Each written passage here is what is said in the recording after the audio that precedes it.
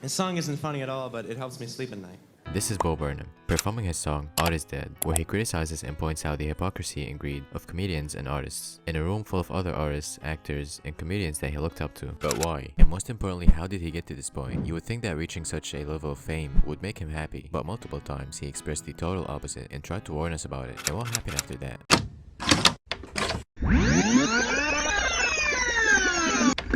It all started on December 21, 2006 in his hometown, Hamilton, Massachusetts, where he would record these little videos and upload them on this website in its early development, YouTube. Back when there was no editing that fries your brain, no saturated thumbnails with big red arrows to grab your attention, and you didn't have to worry about the algorithm spitting in your face for not performing as well as your last video, and you always gotta put some sort of gameplay to keep the viewer's attention. Here, I'll put some Subway Surfers gameplay going on for you. Since I know all of our dopamine receptors are cooked, YouTube was a lot different back then. Just upload what you like and share it with the world, which is what Bo Burnham did when he uploaded his first video. The video showcases Bo as he plays the song My Whole Family, which then the video was shared on the website baiiiii, and Bo's video skyrocketed to 200,000 views in a day, and from there, Bo continued to release comedic songs on his YouTube channel, which consisted of witty and edgy teenage humor, added with pop culture references. Some examples are Flag Cookout, or The Perfect Woman, which was just, yeah. I was sort of a mess. I asked her to marry me. She said, yeah. That edgy humor is kinda what made him appeal to a lot of different audiences. After all, that's what the internet loved back in the day. A lot of these songs didn't age that well, and even ended up getting him flamed for it, but it didn't have that big of an impact on his career. Bo kept on growing his channel until he was able to sign with a Hollywood agent, Douglas Italy, which allowed him to up his game a little bit, and in 2009, he turned those videos that he used to perform in his room to a full-fledged studio album, and he said it was a way to show appreciation for his fans. And this album even peaked at #1 in US Billboard Comedy Albums chart. Later on, he went on a tour named the Facade Tour, and went on a Comedy Central stand-up special that was named Fractions Speak Louder Than Words. Fast forward to June 30, 2010, when Bo performed his comedy special Words, Words, Words, which was a huge success and ended up topping 4 different Billboard charts. But let's dive into the actual comedy special for a second. It mostly consisted of witty and edgy humor like this. When I say hey, you say ho. Hey. Ho. Hey. Ho. That's basically how Hitler rose to power. But there was some bits in his performance where he would slip in a bit of self-awareness and criticism for the media and other comedians like this. Because stand-up comedy is actually pretty easy. If you're an Asian comic, just get up and say, my mother's got the weirdest fucking accent. Then just do a Chinese accent, because everybody laughs at the Chinese accent, because they privately thought that your people were laughable, and now you've given them the chance to express that in public. And most of these jokes didn't age that well. However, there's one song that completely changes the pace towards the end of his performance. That one song aged so well that Bo Burnham essentially spent the next decade of his career rewriting the punchline of the song. This song is Art is Dead, which is one of Bo's deepest songs. Bo goes on to criticize comics and comedians like himself. He starts the song by clarifying that this song isn't supposed to be funny, indicating that to the audience is a rare moment of sincerity and self-awareness amidst his typically sarcastic performances. The chorus of the song is simply, Art is dead, because it's no longer about the love for the art. It's now more of a way to get rich quickly. He starts the first verse by portraying the personality of entertainers as attention-seeking and immature. Entertainers like to seem complicated, but we're not complicated. I can explain it pretty easily. He compares entertainers to little kids who throw tantrums at birthday parties just to get attention. I must be psychotic, I must be demented to think that I'm worthy of all this attention, of all of this money you worked really hard for. I slept in late while you worked at the drugstore. Bo starts questioning himself, wondering if he's crazy for believing he deserves so much attention when as a comic, he works minimally and only provides entertainment as opposed to other professions that make a difference and help people, which is what he means by saying, I slept in late while you worked at the drugstore. This line also indicates the pressure he feels from performance. If he thinks that he's not worthy of fame or money, then every performance, every joke, and piece of art that he creates come with guilt and fear that he will be seen as a fraud or undeserving, which is the theme that will continue on showing through every next performance he has. He also says that his inspiration, George Carlin, a comic who was a harsh critic of social injustice, would be disgusted with what we call art these days. And I want you to remember this song moving forward, especially this line. The show continues in its usual funny pace, like nothing happened, almost as if this song was a little crack of self-awareness. Then everything goes back to normal. After the huge success of Words, Words, Words, Bo Burnham released his next comedy special on Netflix in 2013, what showcased Bo's mix of satire, musical comedy, and self-aware humor. This special was more polished and theatrical as it incorporated lighting effects, pre-recorded voice interactions, and perfect timing. A good example of this incorporation of lighting effects is the song Left Brain brain, right brain. In this performance, Bo uses two light-on colors to distinguish between the two opposite sides of his personality, aka the left brain and the right brain. The left brain is logical and analytical, being displayed in a blue light, and the right brain is more emotional and vulnerable, being displayed with a red light. He starts the show with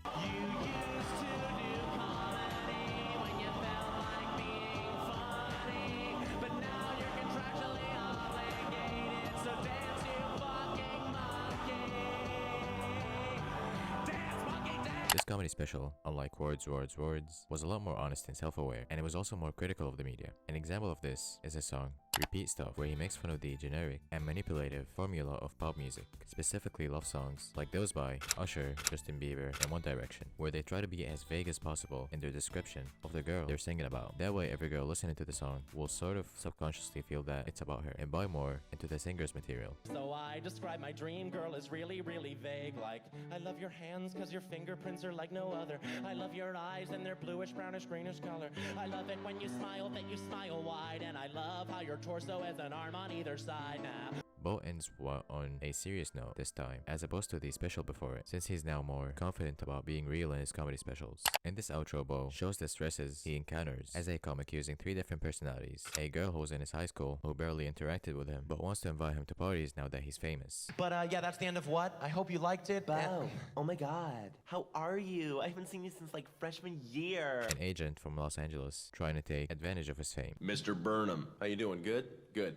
I'm an agent from out in Los Angeles. And a high school jock Fag, what up, dude? What's up? How are you, man? who is most likely jealous of him because the dream that Bo had and pursued actually worked out, and the jock is now a drug dealer. Anyway, you want to buy some weed? Bo takes parts from each dialogue with the characters and forms this sentence with it. We think we know you. We think you've changed, bro. We know best. You suck. We think we know You. We think we know You. The three characters think that they know Bo from a stage persona, which is usually cocky and confident, but in reality, they know nothing about him. The line repeats for 8 times before Bo pulls out an imaginary keyboard and starts adding melodies to the rhyme that had been building up this whole time. The instruments start gradually getting louder until the music eventually drowns the words. This is significant because it shows how Bo uses music to distract himself from whatever hardship he's facing.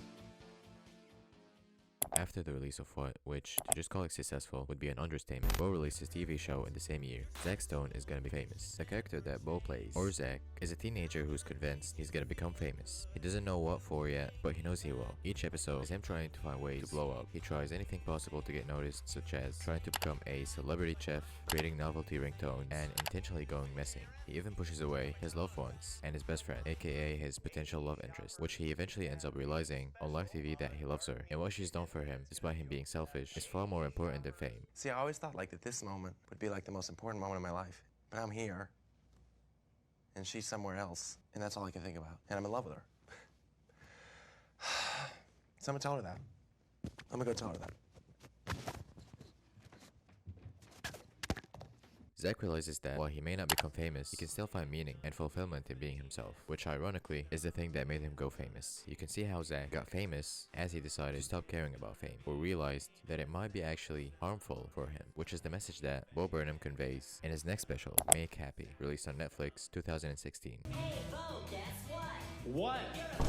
This was by far the best live performance from Bo Burnham. If you haven't noticed the pattern, he's getting more honest and critical as the time goes on. What started as a sea of superficiality and dick jokes on his YouTube channel to a slip of honesty on Art is Dead, then becoming even more honest on What and Zack Stone. But don't worry, it was still funny as shit. Hey, Bo, guess what? I'm a faggot. He goes on to talk about attention and how most of the shit we see on social media isn't even worth our attention. And he goes on to make fun of a lot of musicians, like when he made a mock-up country song. The problem is with a lot of modern country music is that it is not honest. Or But if you search for moral wisdom in Katy Perry's lyrics, then kill yourself. he also touched on his pressure of always performing, which we all fall into. And most of us found out no one gives a shit what we think. Social media, it's just the market's answer to a generation that demanded to perform. So the market said, here, perform everything to each other all the time for no reason. Then he ends the special with a parody of Kanye West rants that he used to do in his Yeezy tours. He starts with sarcastically singing about not being able to fit his hands in a Pringle can on some really dramatic instruments. And then he talks about being self-conscious about his body. Then goes on another rant about his Chipotle burrito being messy. And before you know it, he's slowly transitioning into singing about his conflicted relationship with his audience while still having the overly exaggerated autotune on. And then he describes the state of his mental health.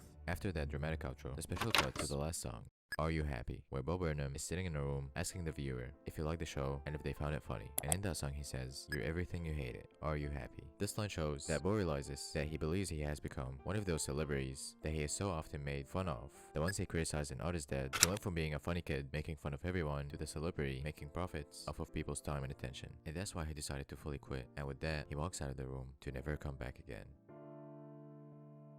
Until he does. The lockdown truly did its magic. Bo Burnham came back in 2021 during the lockdown with his Netflix special, Inside, where he performs a musical comedy special inside his room. I can go on and on for hours about how smart that special was, but it's been done a million times. Just the fact that he made all of it by himself in one room is amazing enough. But what I want to focus on was that the special was kind of a conclusion. He gives us more reasons on why he stopped performing. One of them was the severe panic attacks he used to have on stage, and how he views the audience as a black void represented as his camera lens. He talks about internet culture, how we've all had devices shoved down our throat as kids, and now it's taking over our lives and attention spans. You know, maybe allowing giant digital media corporations to exploit the neurochemical drama of our children for profit, you know, maybe that was a bad call by us. Or how it replaces basic and fundamental aspects of human nature, such as his song, Sexting. This is something he's been always critical about, and he makes fun of self-improvement. Self-improvement on paper sounds good, but it's a very dishonest space on the internet, with people just trying to sell you their courses. We also get an insight on Inside about how Bo overanalyzes himself. I thought I'd do a reaction video to the song that you just saw me perform.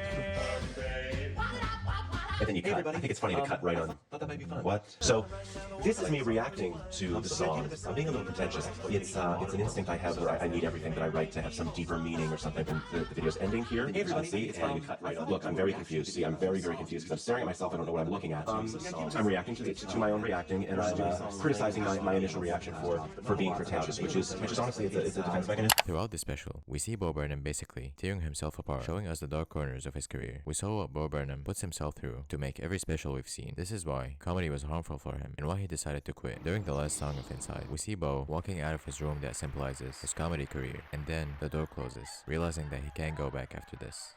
And with that, we conclude Bo Burnham's 10-year setup joke. He starts with superficiality, later on showing a bit of realness, doubles down more, and eventually acknowledges the problem. And this is Bo Burnham's ultimate joke. Since Art of Dead, joke's on you, I'm not here to be funny, I'm here to tell the truth.